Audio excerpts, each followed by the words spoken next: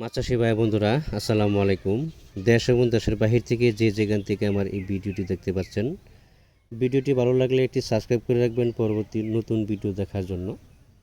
আজকে আমি আলোচনা করব শিং মাছের সম্পর্কে। যারা 2025 সালের চাপের শিং মাছের পোনা খুঁজতেছেন, ভালো উন্নত মানের বড় ব্রড মাছ থেকে উৎপাদিত শিং মাছের পোনা খুঁজতেছেন, তো মাছ আমার কাছে নিতে হবে এমন কোনো কথা না। আপনি যে কোনো হ্যাচারি থেকে মাছের পোনা সংগ্রহ করেন না কেন, বিশেষ করে শিং মাছটা, একটা জিনিস লক্ষ্য করতে হবে যে শিং মাছের মধ্যে দুটা ক্যাটাগরি আছে, একটা হলো মেল আর একটা হলো ফিমেল। তো ফিমেল মাছটা আপনার 4 মাসের ভিতরে কিন্তু 10টা বা 12টা কেজি আসে, বা 8টা 10টা 4 মাসের ভিতরে। ডিমোলা মাছটা কিন্তু সবচেয়ে বড় থাকে, আর ডিম ছাড়া যে মাছটা আছে পুরুষ মাছটা, এটা কিন্তু ছোটো থাকে।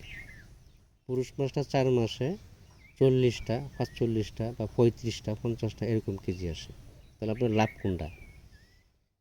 আপনি মাছের পোনা সংগ্রহ করার সময় একটা জিনিস খেয়াল রাখতে হবে, যেখানে মাছের অর্ডার দিবেন তো বলে দিবেন যে আমাকে 100%-এর ভিতরে 80% আপনার আমাকে ফিমেল মাছ দিতে হবে, আর 20% মেল মাছ আসুক, সমস্যা নেই।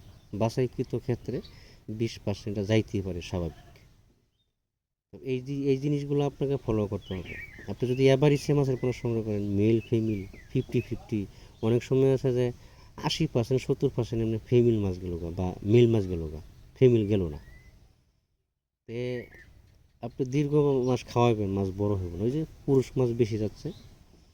এই জন্য করণীয় কি, 5-10 পয়সা 20 পয়সা বেশি লাগুক, আপনি ফিমেল মাছটা সংগ্রহ করার চেষ্টা করবেন।